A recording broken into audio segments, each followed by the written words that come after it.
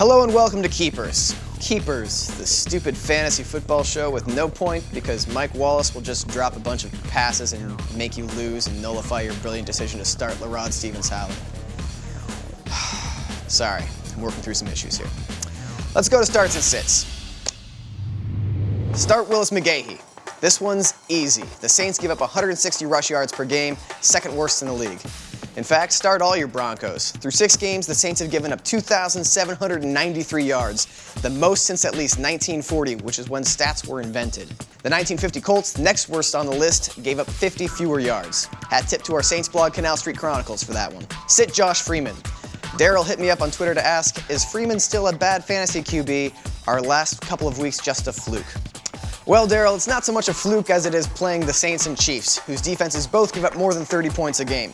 Don't expect that sort of performance against the Vikings. Start Chris Johnson. Oh, really? I still don't trust him, and Jamie Harper's getting his goal line carries, but he's averaged 125 yards from scrimmage per game over the last 4 weeks. And the Colts are giving up 142 yards per game on the ground, with 7 rushes of 20-plus yards in 6 games, both among the worst in the league. Now watch. Since I've recommended him, he'll completely disappear. God, I hate you, Chris Johnson. Sit Sean Green. He's played well for 2 consecutive weeks now, and that makes me suspicious. Even if he's turned over a new leaf, I don't like him going up against the league's 4th best run D in Miami. Start Rashad Jennings if you got a PPR league. Jennings is the hot waiver pickup after MJD went down, but I don't love his matchup against Green Bay. With the Packers likely ahead for most of the game, the Jags will be throwing, and Jennings will see some check-down targets as a result. And finally, I'd consider sitting Vernon Davis if you have other options. Ordinarily, I stick with a star like Davis, but he's been frustrated by the better defenses the Niners have faced, and the Cardinals are one of the league's best against tight ends, giving up less than 30 yards per game to them. If any of that sounds crazy, well, let's review last week's suggestions in the reality check.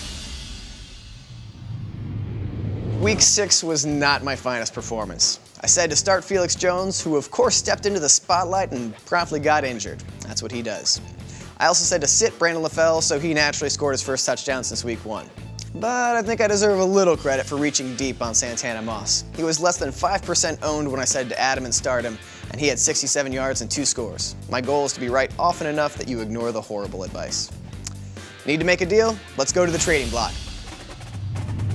Buy low on Rashard Mendenhall. He's fighting through an injury and isn't a good play right now, but the Steelers have a relatively soft schedule to close the year, so he could be a great value buy for your home stretch. Sell high on Lerod Stevens-Howland. He had a great day against the Vikings, but that doesn't change the fact that the Cardinals' line is bad or that the quarterback is John Skelton. I'd try to flip him before the Niners embarrass him on Monday night. Buy low on Calvin Johnson. The best receiver in the NFL isn't even a top 15 fantasy receiver right now. Andre Roberts has more fantasy points this season. This could be your chance to steal Megatron away from a frustrated owner, especially if he disappoints against the tough Seahawks secondary this weekend. Sell on Pierre Garçon. He's got one of those nagging injuries that will make him a question mark the rest of the season. Whatever intermittent numbers he gets you won't be worth the headache. It's one of the 10 commandments of fantasy football. Never trust someone with a French name. And now, the weather report with Isaac. Matt, the nation will be experiencing about a 100% increase in paranormal activity as we approach this year's Hallows Eve. Be very wary of pass-happy teams because everyone knows that a poltergeist's favorite thing to possess is a football. Also, any team stadium that's built on a Native American burial ground is going to get the most harassment. Redskins and Chiefs, I'm directly looking at you.